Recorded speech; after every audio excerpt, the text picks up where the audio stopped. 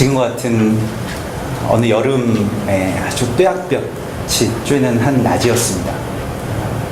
그때가 제가 이제 고등학교 3학년 때의 여름이었는데, 그날 이제 방학이 가까워서 마지막 기말 성적표를 받아들고 이렇게 힘없이 아파트 단지를 걷고 있을 때였습니다. 그런데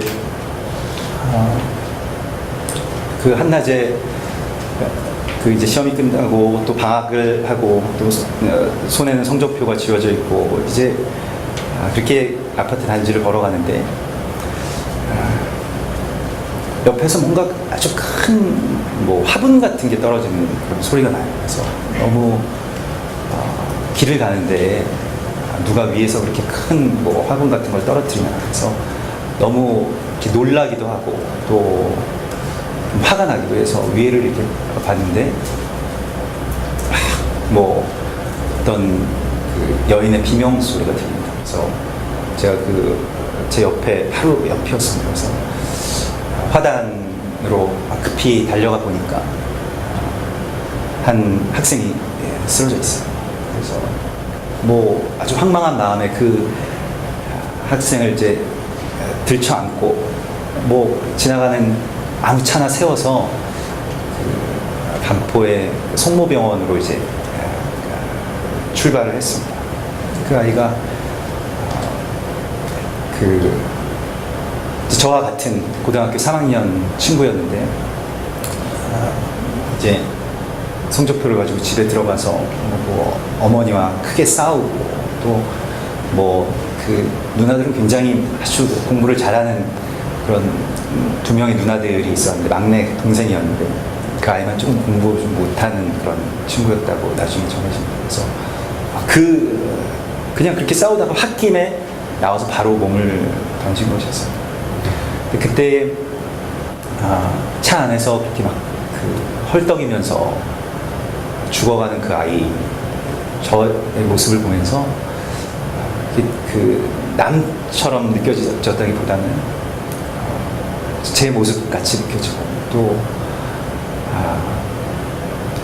그는 죽고 나는 왜 남았을까, 이런 생각들이 계속 떠나질 않았습니다. 계속해서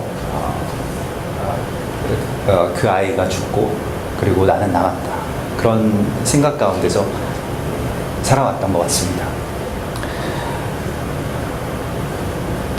오늘날 우리는 세계에서 가장 높은 자살률을 기록 중인 나라에 살고 있습니다.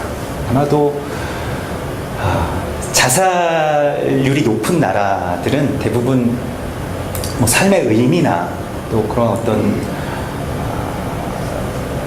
허무함 가운데서 너무 이렇게 잘 사는 나라들이 많이 있었죠. 북유럽의 나라들처럼 자극이 없고 그냥 사는데 그냥 평탄하게 살아가는 그런 나라의 국민들이 이렇게 자살률이 높았습니다만은 최근에 우리나라가 그러한 추이를 바꿨는데 우리나라의 자살률이 높은 것은 조금 다릅니다. 아주 선진국들이 자살을 많이 하는 것과는 굉장히 다르게 우리는 힘들어서 사람들이 목숨을 끊는 경우가 굉장히 많이 있습니다. 삶이 허무하고 너무 편해서 그 죽음을 택하는 것보다 힘들어서 죽는 걸 택하는 나라가 우리나라죠. 얼마나 힘든 나라에 우리가 살고 있는지 모릅니다. 그냥 어떤 통계적인 수치가 그것을 나타내죠. 그래서 우리가 다른 나라, 다른 국가의 사람들에게 당신들 어떻게 사느냐, 어떻게 그렇게 힘들게 사느냐, 그렇게 말할 것 없습니다. 우리가 세계에서 가장 힘든 나라에서 또 지금까지 남은 자로서 살고 있는 것입니다.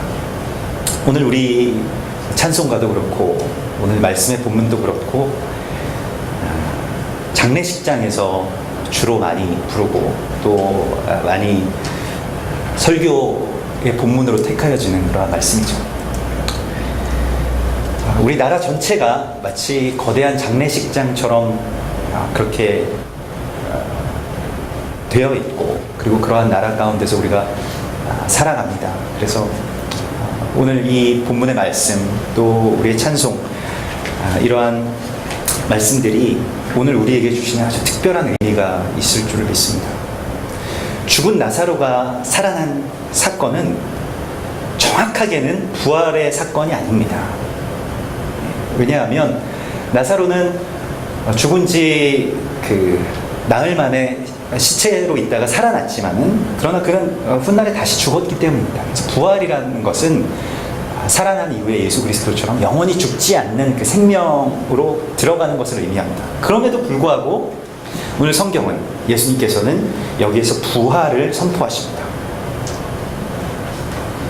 그리고 우리가 부활에 대해서 오해하고 있는 부분들이 있다는 것입니다. 그것은 무엇이냐면, 우리가 부활이라는 것이 죽은 뒤에 다시 사는, 그러니까 훗날에 우리에게 있을 사건으로 믿고 그렇게 살아간다는 것이죠. 그러나 예수님께서는 여기서 우리에게 그러한 일에 대해서 말씀하시기 위해서 나사로의 사건을 통해서 우리에게 메시지를 주시는 것이 아닙니다. 그것보다 더 큰 의미가 있는데, 그것은 무엇이냐면, 그것보다 더 중요한 것은, 물론 훗날에 우리가 죽은 뒤에 다시 그 죽음을 이기고 살아날 것을 믿지만은, 그러나 더 중요한 것은 지금 깨어있는, 지금 남아있는 자인 우리가 어떻게 이 삶을 살아갈 것인가에 대한 깨달음을 주님께서 우리에게 주시기를 원하시는 것입니다. 다른 말로 이것은, 부활이라고 하는 것은 죽음을 넘어서는 삶의 이야기입니다. 죽은 이후에 벌어지는 일이 아니고 죽음을 넘어서는 삶에 관한 이야기입니다.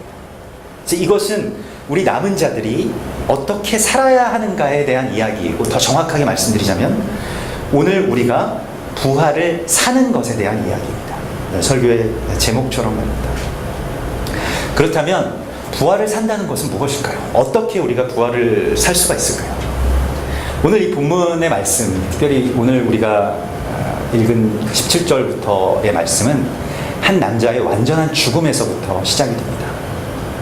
죽은 지 나흘이 지나서 썩은 냄새가 진동하는 한 사람의 이야기로부터 오늘 이 나사로의 이야기가 시작이 됩니다.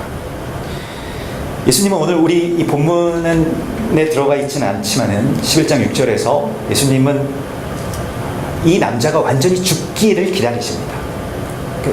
병이 들어서 거의 죽게 되었다고 하는 그런 소식을 들으셨는데, 그때 급하게 달려오셔서 병든 나사로를 치유해 주시는 것은 굉장히 쉬운 일이었겠습니다마는, 주님께서는 오늘 나사로가 죽을 때까지 기다리십니다. 이틀을 더 그곳에 유하시고 죽기까지 기다리셨다가 마침내 이제 죽은 지 나흘 만에 예수님께서 오십니다. 여러분, 부활에는 첫 번째 조건이 있습니다. 그것은 우리의 완전한 죽음입니다. 우리가 완전히 죽어야만 부활의 역사가 시작됩니다. 우리가 죽지 않으면 부활의 역사는 아주 일부분이라도 시작될 수 없습니다. 이것이 부활의 비밀입니다. 완전한 죽음이라는 것은 어떤 것일까요? 우리는 그러면 어떻게 완전히 죽을 수가 있을까요? 나사로처럼 정말 병에 걸려서 죽는 것만이 완전한 죽음이 아닐 것입니다. 사실 이 완전한 죽음의 판명이 된, 그리고 악취가 피어오른, 죽음의 악취가 피어오르는 나사로의 모습이 오늘날 현대를 살아가는 우리 자신의 모습이라고 하는 것을 하나님께서는 우리에게 말씀하십니다. 이것은 우리가 죽기 위해서 무엇인가를 더 이상 노력할 필요까지 없다는 것을 말합니다. 그 유진 피터슨이라고 하는 미국의 몬테나에 있는 아주 유명한 목회자이고, 또 목회자들의 목회자라고 불리우는 그 유명한 신학자이자 목회자가 있습니다. 그는 자신을 평생 그 목사라고 불러주는 것을 가장 좋아했는데요. 메시지 성경이라는 최근에 그런 성경 전체를 오늘날 우리의 언어로 번역한 그러한 아주 뛰어난 신학자이고 성서학자이죠. 그런데 유진 피터슨이 자신이 평생 동안 목회하면서 보았던 미국의 평균적인, 그러니까 오늘날 그 현대의 성도들의 평균적인 모습에 대해서 쓴 글이 있습니다. 그게 참 인상적이었는데요.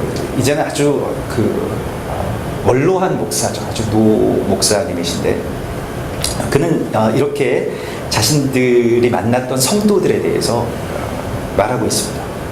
수십 번도 넘게 실패하는 동안 어느덧 50살이 넘었고, 이제는 그 무엇도 이룰 가능성이 없다고 생각하는 남자들, 성실하게 결혼 생활을 했지만 남편으로부터 계속 멸시당하고 폭력을 당한 여자들, 중독에 깊이 빠진 자녀들과 그런 배우자와 함께 살아가야 하는 사람들, 이런 사람들이 현대의 평균적인 성도들의 모습이라, 우리가 만나는, 또 우리가 기대하는 성도들의 모습, 예수 믿는 사람들의 모습과는 사뭇 다른 모습입니다. 그리고 이러한 성도들을 만나는 교회가 참된 교회라고 그렇게 적어놓은 것을 보고 있습니다. 우리가 살아가는 데 있어서 우리 스스로의 모습이 무엇인가 조금이라도 살아있다고 생각하고, 또 내가 그 살아있음에 대한 나 자신이 스스로 살아있다고 생각하는 것은 참으로 괴로운 일입니다. 부활의 시작은 우리의 죽음에서부터 선포되고 또 시작됩니다. 또 우리가 스스로 완전히 죽은 자임을 자각하고 그리고 선포하는 것이 부활을 살아가는 시작입니다. 더 나아가서 여러분, 우리는 참으로 복되게도 완전히 죽을 권리가 있습니다. 예수님의 십자가의 죽음은 예수님의 한 개인의 죽음이 아닙니다. 그것은 내가 완전히 예수님과 함께 죽었음에 대한 선포였습니다. 몇 년 전에 노무현 대통령이 자살을 해서 죽었습니다. 검찰의 소환을 받고 여러 가지의 어떤 그 검찰에서 기소한 내용들이 있습니다. 근데 그분이 이 세상에서의 생명이 끝나는 순간 검찰은 기소했던 모든 내용들, 그 기소와 그 법정에 제출하는 그 죄에 대한 어떤 증명되는 서류들만 해도 엄청났을 것입니다. 그것들이 한순간에 폐기됩니다. 왜 그랬을까요? 기소할 대상이 없어집니다. 우리가 사람이 죽으면 기소할 대상이 없어지죠. 사단은 마치 검찰처럼 우리의 죄를 기소합니다. 하나님께 계속 기소하고 또 우리 스스로에게 계속 기소하죠. 그래서 사단의 다른 이름은 참소하는 자라는 이름을 가지고 있습니다. 그런데 우리가 이미 죽었기 때문에 사단은 더 이상 기소할 권세를 잃은 것입니다. 그것이 예수님의 죽음의 핵심 중의 핵심입니다. 예수님께서 죽으신 다음에 그 계시록에 보면, 그래서 예수님께서 하늘나라에 올라가셔서 죽으신 뒤에 승천하셔서 행하신 일은 밤낮으로 우리 성도들을 기소하던 자들, 참소하던 자들을 거기서 내쫓으셨다고 말씀하십니다. 너희는 이제 기소권이 없다는 것이죠. 왜냐하면 내가 그들과 함께 죽었기 때문입니다. 갈라디아서 2장 20절은 이 권리에 대해서 이렇게 기쁨으로 선포하고 있습니다. 내가 그리스도 예수와 함께 십자가에 못 박혀 죽었나니 그런즉 이제는 내가 산 것이 아니요 오직 내 안에 그리스도 예수가 사신 것이라. 이것이 예수의 십자가를 믿는 자들의 권리입니다. 십자가에서 죄인된 내가 죽었습니다. 십자가에서 연약한 내가 죽었습니다. 십자가에서 실패한 내가 죽은 것입니다. 십자가에서 유혹에 넘어가는 내가 죽은 것입니다. 십자가에서 중독에 시달리는 내가 이미 죽은 것입니다. 이미 죽었기 때문에 우리는 부활을 살아갈 수 있는 것입니다. 이러한 완전한 죽음의 권세를 주신 주님을 찬양합시다. 우리가 죽기까지 그리스도 예수께서 기다리셨고, 그리고 우리가 이 십자가의 죽음을 선포할 때까지 예수님께서 머무십니다.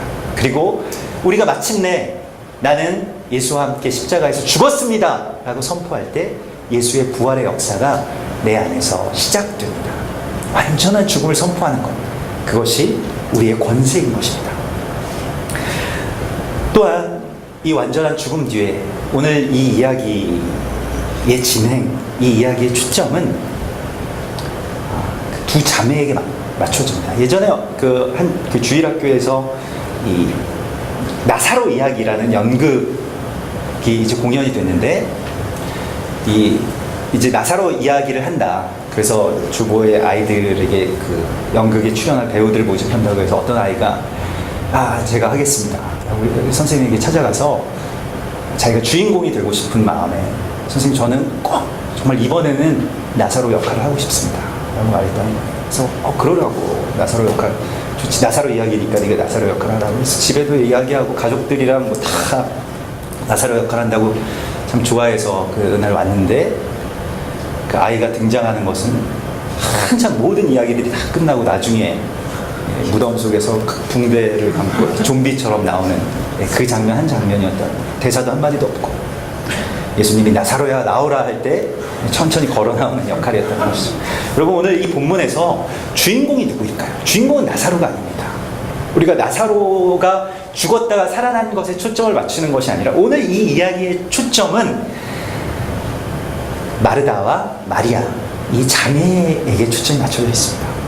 이들이 부활을 살아가는 사람들의 어떤 모형인 것입니다. 그러므로 우리의 삶도 부활을 살아가는 삶도 죽은 뒤에 나사로처럼 다시 살아나는 것은 그 우리의 일이 아니에요. 나중에 이미 그렇게 정해져 있습니다. 그러니까 그렇구나. 그것은 그냥 덮어놓읍시다. 그리고 지금 살아있는 그리고 지금 남아있는 이 마리아와 마르다의 이 이야기 속에서 부활을 살아가는 사람들의 어떤 핵심을 발견해야 됩니다. 이들에게 임한 이 부활의 이야기는 실제로 예수님의 부활의 모형이 됩니다. 그리고 실제 예수님께서 부활하시던 그날 새벽, 그 아침에 부활하신 예수님의 소식을 가장 먼저 듣고 가장 먼저 부활하신 예수님을 만난 사람이 바로 마리아죠. 막달라 마리아입니다. 그러므로 이 마리아 이 두 자매는 부활과 아주 깊은 연관이 있습니다. 오늘 마르다는 예수님이 오신다는 소식을 듣고 이 죽음의 자리, 나사로를 장례하는 이 죽음의 자리에서 마을 밖으로 예수님을 맞이하는 자리로 나아갑니다. 그 장례식장에 머물지 않고 예수님을 맞이하는 자리로 나아갑니다. 여러분 이것이 예배입니다. 우리가 우리의 삶의 어떤 그 죽음의 부분, 실패의 부분, 또 무엇인가 부족하고 안 되는 부분들을 계속해서 보고 계속해서 머물러 있고 왜 그것이 안 될까? 왜 이것이 이렇게 됐을까? 왜 이런 슬픈 일들이 생겼을까? 하고 머물러 있는 것은 장례식장에 머물러 있는 마르다의 모습과 꼭 같은 것입니다. 그런데 우리는 쉽게 거기에만 집중하게 되죠. 왜 이 일들이 잘 안 됐을까? 왜 내가 실패했을까? 왜 이 일이 이렇게 엉망으로 되었을까? 이런 생각 가운데서 빠져나오기가 참 어렵습니다. 그러나 예배는 그것을 다 뒤로하고 그것을 내버려 두고 예수님이 계신 마을 바깥으로 나가는 것이 예배입니다. 오늘 우리가 우리의 집, 우리의 생각, 또 우리의 걱정, 우리의 두려움, 우리의 연약함과 실패의 생각 가운데서 빠져나와서 이 예배의 자리, 이 예수님이 계시는 이 자리로 나온 것, 이것이 바로 예배인 것이고 이것이 바로 부활을 사는 것의 핵심인 것입니다. 그리고 마르다는 고백합니다. 주님께서는 이제라도 무엇이든지 하실 수 있음을 내가 믿습니다. 라고 고백합니다. 예배의 고백이죠. 예배에 나온 사람들의 소망은 이제라도 사람들이 다 실패했다고 여기고 사람들이 이미 죽었다고 판명했어요. 이미 끝이라고 이야기합니다. 이미 더 이상 누가 오든지 간에 예수님이 오셔도 이 일은 안 될 것이다 라고 하는 그 상황 가운데서 뭐 우리의 나이나 또 우리의 현실이나 우리의 지금 환경이나 모든 처해 있는 상황들이 다 우리가 내가 죽었음을 판명했지만은 그럼에도 불구하고 주님 이제라도 주님께서는 무엇이든지 하실 수 있음을 믿습니다 라고 고백하는 것이 예배입니다. 여러분 이 고백을 주님께 드리시기 바랍니다. 주님이 끝났다고 하시지 않으면 끝난 것이 아니에요. 사람들이 다 평가하고 사람들이 다 죽었다고 끝났다고 이야기해도 그것은 끝이 아닌 것입니다. 예배자라는 것은 그것에 대해서 선포하는 것입니다. 부활에 대해서 선포할 수 있는 힘이 권세가 우리 가운데 이미 있는 것입니다. 그래서 오늘 우리가 이 예배 가운데 이와 같이 고백하는 것, 이제라도 주님께서 하실 수 있습니다 라고 고백하는 것이 부활을 사는 것입니다. 이 고백으로 주님께 나아가시기 바랍니다. 그녀는 이 고백의 자리에서 놀라운 부활에 대한 선포를 만나게 됩니다. 아주 유명한 구절이죠. 나는 부활이요 생명이요 나를 믿는 자는 죽어도 살겠고 또한 살아서 나를 믿는 자는 영원히 죽지 아니하리니 이것을 내가 믿느냐. 우리에게 주님께서 말씀하십니다. 내가 정말 부활을 믿느냐? 여러분, 우리가 부활을 아는 사람들은 많지만 부활을 실제로 믿고 부활을 살아가는 사람들은 극히 드뭅니다. 예수님께서도 부활하신 이후에 모든 제자들에게 예수님 부활하셨다는 소식이 다 알려졌지만, 그러나 부활을 믿고 찾아온, 예수님을 찾아 나선 사람들은 없었어요. 아, 부활하셨구나. 그런데 그게 뭐? 내 삶은 그냥 나는 다시 업으로 돌아가서 그냥 허무함의 그물을 던져야 되겠다. 그냥 이렇게 살고 있지 않습니까? 우리는 부활을 그냥 아는 자가 아니라 부활을 믿고 살아가는 자가 되어야 된다는 것입니다.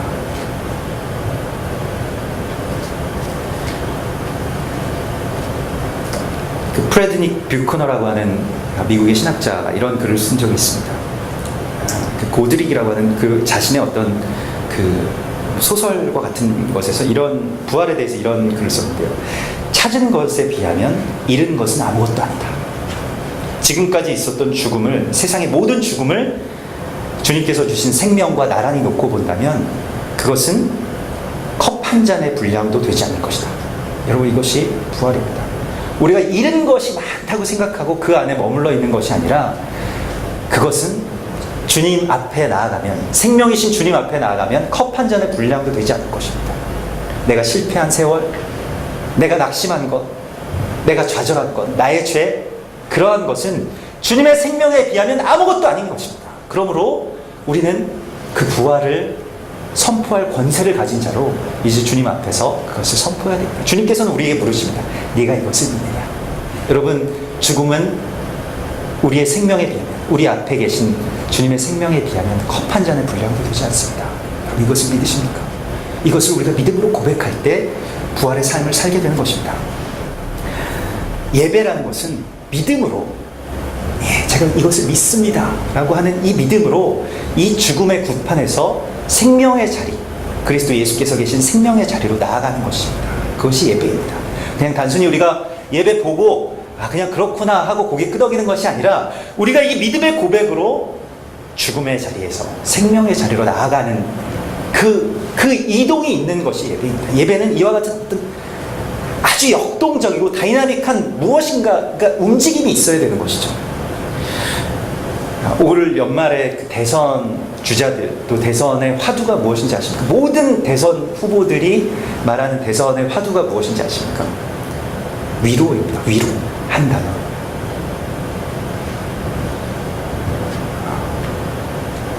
내가 대통령이 되면 당신들을 위로해 주겠다는 것입니다. 그러나 우리는 알죠.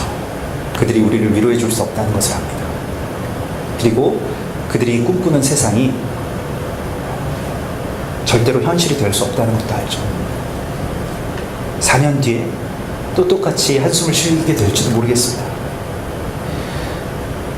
오늘 마리아와 마르다와 함께 앉아있는 사람들이 있습니다. 장례식에서 함께 슬퍼하고 장례식을 확정짓는 사람들입니다. 우리가 참 이만큼 불행합니다. 우리가 참 이와 같은 불행에 처해 있습니다 라고 말하는 자들이죠. 오늘 이 요한복음 11장에서는 장례식에 유대인들이 앉아있다고 이야기합니다. 이것은 또한 좀 깊은 어떤 예언적인 예표도 있는데요. 유대인들은 지금도 계속 상복을 입고 다닙니다. 그 유대인들이 이스라엘의 어떤 사진들을 보시면 통곡의 벽 앞에서 아주 검은, 이 머리끝부터 발끝까지 그 더운 나라에서 아주 두껍고 검은 옷을 입고 이렇게 통곡의 벽 앞에서 계속 통곡하면서 기도하는 사람들의 모습이 유대인들이죠. 그래서 아주 예언적인 예표인데, 이미 부활이신 생명이신 그리스도 예수께서 그들 앞에 계심에도 불구하고 그것으로 나가지 못하고 그저 슬픔의 자리에 머물러 있는 자들의 모습을 말합니다. 실제적으로도 유대인들의 모습을 말하기도 하고. 여러분, 위로는 함께 슬퍼하는 데 있지 않습니다. 그것을 극복하는 데 있는 것이죠. 이 나라의 진정한 위로, 우리의 한 개인의 진정한 위로, 우리 가정의 진정한 위로, 이 실패와 슬픔에 대한 진정한 위로는 함께 우리 이만큼 정말 불행합니다 라고 함께 공감하는 데 있지 않고, 그것을 넘어서는 생명이신 그리스도 예수께 있는 것입니다. 부활이신 예수께만 있는 것입니다. 나는 부활이요 생명이니, 예수님께서 당신을 부활이요 생명이라고 말씀하십니다. 그 예수님께로 나아가는 것, 여기에만 위로가 있는 것입니다. 여러분, 이 나라의 진정한 위로와 소망은 예수님께 있습니다. 우리가 예수님 앞으로 다시 나아갈 때에만 진정한 위로가 있고 진정한 소망이 있을 것입니다. 대통령을 누가 뽑느냐, 대통령을 누가 되느냐, 국회의원이 누가 되느냐, 그러한 것이 자칫 위로의 실체라고 생각하지만 그것은 허상이죠. 우리 온 나라가 다시 주님 앞으로 나와서 예배할 때, 다시 예전처럼 여의도 광장에서 또 종합운동장에서 함께 다 모여서 거리에서 주님을 예배하는 그 국민들의 움직임이 있을 때 이 나라는 위로를 받을 것입니다. 다시 살아나게 될 것입니다. 그리고 막달라 마리아는 이 부활에 대한 선포를 들었을 때 가만히 있지 않았습니다. 그렇습니다. 제가 그것을 믿습니다라고 하고 거기에 머물러 있지 않고, 막달라 마리아는 오늘 이 본문의 이후에 막달라 마리아는 다시 그 죽음의 자리, 그 장례식장에 앉아있는 자신의 동생인 마리아에게로 갑니다. 이 마르다는 마리아에게로 가서 그녀를 빼내옵니다. 이 죽음의 자리, 이 죽음의 구판에서 그녀를 빼내오죠. 예수님께서 계신다. 예수님께서 너를 부르신다. 예수님께서 계신 그곳으로 가야 된다. 라고 그녀를 빼내옵니다. 여러분, 부활이라는 것은 혼자만 살아나는 것이 부활이 아닙니다. 혼자만 어떤 좌절을 딛고 실패를 딛고 아픔을 딛고 일어서는 것이 부활이 아닙니다. 부활을 산다는 것은 사람을 살리는 사람이 되는 것, 이것이 부활을 살아가는 것입니다. 그녀는 영정 앞에 있는 지금 마리아를 빼내서 예수님이 계신 마을 밖으로 나아가게 합니다. 여러분, 이것이 전도이고 이것이 선교입니다. 사람들의 그 죽음의 자리에 앉아있는 사람들을 일으켜 세워서 주님 계신 곳으로 가게 하는 것, 이것이 전도이죠. 이것이 부활을 살아가는 것입니다. 베드로전서 2장 9절은 우리에게 이렇게 말씀하십니다. 오직 너희는 택하신 족속이요 왕과 같은 제사장들이니. 근데 그것은 왜 그렇게 우리를 택하시고 왜 그렇게 우리를 왕과 같이 부르셨냐면, 이는 너희를 어두운 데서 불러내어 그의 기이한 빛에 들어가게 하신 자의 아름다운 덕을 선포하게 하려 하시니라. 이것을 전하게 하시려는 것이 부활의 목적입니다. 그냥 내가 살아나는 것, 그것은 부활의 목적이 아니죠. 부활을 살아간다는 것은 바로 주님을 선포하는 사람이 되는 것입니다. 그래서 주님의 영이 우리 가운데 임하셔서 내가 그리스도 예수와 함께 죽고 내가 주와 함께 다시 살았으면 우리는 본능적으로 전도하게 되어 있습니다. 저는 성격적으로 이 낯가림이 좀 있고 그래서 전도하는 걸 정말 별로 이렇게 좋아하지 않습니다. 그래서 이 수줍음이 많고 지금도 그래서 낯선 사람에게 이야기하고 이런 것을 별로 이렇게 썩 내켜하지 않는데, 예전부터 저희 어머니는 막 택시 타면 항상 그 택시 운전하시는 분한테 전도를 해요. 꼭 좀 가다가 저는 내릴 때가 다 가까우면 오늘은 안 하시나 보다 해도 꼭 하시는 거예요. 그래서 너무 막 이렇게 낯이 뜨겁고 그냥 택시 좀 편하게 타고 싶은데 택시 기사가 그러면 또 태도가 좀 달라집니다. 이렇게 우리가 손님이고 그 분이 기사가 아니라 왠지 우리가 뭐 사정하는 것 같고, 그래서 창피해서 택시 기사에게 전도하는 거 창피해서 어머니랑 택시 타는 게 참 싫었었는데, 정말 주님의 큰 은혜를 받고 정말 제가 죽고 예수 그리스도와 함께 다시 살았다는 것을 체험했을 때가 있었어요. 그래서 정말 성령 안에서 그 감격 가운데서 사는데, 어느 날 정말 택시를 탔는데 놀랍게도 그 택시 기사한테 예수님이 살아계시다는 것을 전하고 싶은 마음이 견딜 수가 없는 겁니다. 정말 견딜 수가 없어요. 이거 내 스타일이 아닌데 말할까 말까 계속 고민이 됩니다.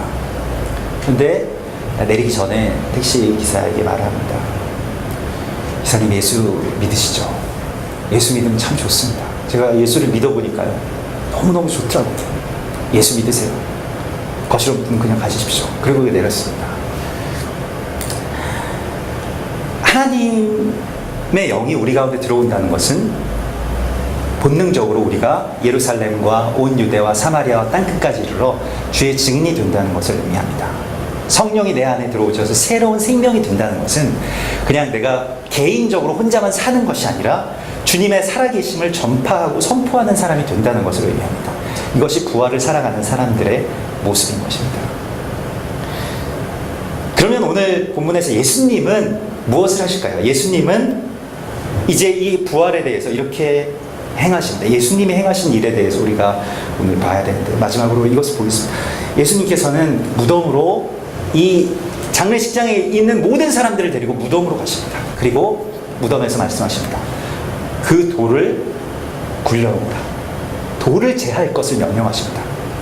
돌을 제한다는 것은 무슨 어떠한 의미가 있을까요? 돌을 제한다는 것은 성경에서 아주 깊은 의미가 있는데, 그것은 무엇이냐면 굳은 마음이 제해진다는 것이고, 율법 아래에서 내가 죽었다는 것이 이제 예수의 은혜로 말미암아 다시 살아나는 생명으로 옮겨졌다는 것을 의미하는 것입니다. 이 돌을 제한다는 것은 굉장히 예언적인 예표이고 상징적인 행위인데, 여기에 대해서 잘 표현된 말씀이 구약의 에스겔서에 나옵니다. 에스겔서 19장에 보면 이런 말씀이 나오는데, 내가 그들에게 한 마음을 주고, 예수님께서 이 땅 가운데 오셔서 행하시는 일입니다. 내가 그들에게 한 마음을 주고 그 속에 새 영을 주며 그 몸에서 돌 같은 마음을 제거하고 살처럼 부드러운 마음을 주겠다, 그 말씀하십니다. 여러분, 부활이 우리 안에서 시작되는 것은 내 안에 완악한 돌과 같이 굳은 마음이 옆으로 굴려지는 것을 의미하는 것입니다. 제거되는 것을 의미하는 것입니다. 우리는 우리의 무덤의 입구에 봉인되어 있는 그 굴을 굴려야 합니다. 그 옆으로 굴려야 돼요. 완악한 마음, 받아들이지 못하는 그 완악하고 굳어있는, 돌처럼 굳어있는 내 생각과 내 마음과 내 삶의 어떤 모든 상황 가운데서, 나는 이런 사람이야, 예수님은 이런 분이야, 세상은 원래 이런 거야 라고 딱딱하게 굳어놓았던 것들을 제거해야 되는 것입니다. 주님께서 우리 가운데 오시면 그러한 생각들, 그러한 굳은 마음들이 새살이 돋아나는 것처럼 부드러워집니다. 그리고 언제든지 변화될 수 있는 거예요. 내가 생각했던 것들, 또 내가 판정했던 것들, 내가 이미 심판자의 자리에 앉아서 나는 원래 이런 사람이야 라고 생각했던 그 모든 것들이 다 파괴되고 무너지는 것, 이것이 바로 부활인 것입니다. 그리고 예수님께서는 이제 새로운 영을 주셔서, 곧 성령을 주셔서 이 내 안에 다 새살이 돋아나는 것과 같은 새 마음을 주시겠다고 말씀하십니다. 그리고 우리 안에 한 마음을 주시겠다고 말씀하십니다. 다 각자의 마음으로 분열되어 있던 우리 안의 모든 마음들이 다시 한 마음, 한 영을 받은 한 마음이 되는 것, 이것이 바로 부활을 살아가는 것입니다. 그래서 오늘 주님께서는 이제 그 돌을 굴려놓으시고 큰 소리로 말씀하십니다. 나사로야, 나와라 말씀하십니다.